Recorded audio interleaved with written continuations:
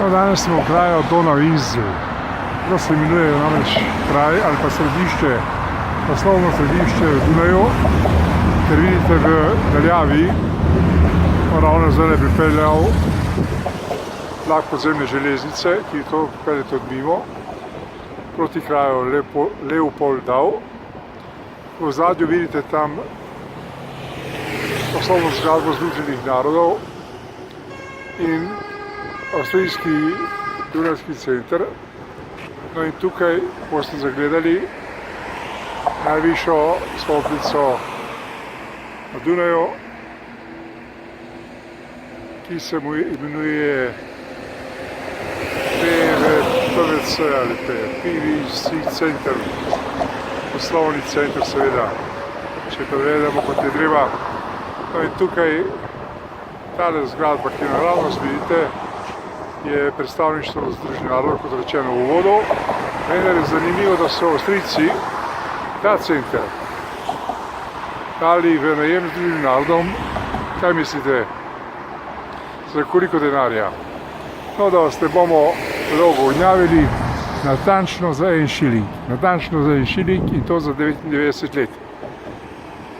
Zato pa so seveda morali tukajšnji prebivalci ali pa, bom rekel, uradniki, ki delajo v tem centru, imeti stanovanja tam na ozadju, za katerim je poseben velik park in tam so različne kolesarske steze in seveda pešpoti. No, mi končajmo svoj pogled na to res impozantno zgradbo, ki je bila zgrajena pred dobrimi 4 leti in seveda s pogledom na poslovno zgradbo Združenih narodov. No in tukaj vidite, da je to zelo blizu mesta, namreč rabite do centra mesta dobrih 10 do 12 minut, ker prihaja tukaj podzemna železnica, ki povezuje ta del mesta z centrom mesta. Peljete se praktično do Štefanovega trga in na to seveda se odločite, kam boste šli naprej. No, ker ravno zdaj prihaja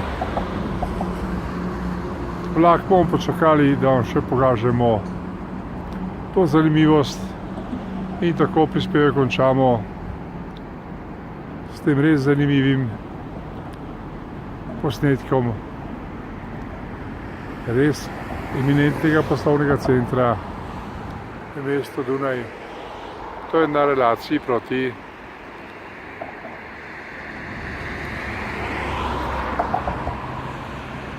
letališču, da veste, kje približno smo.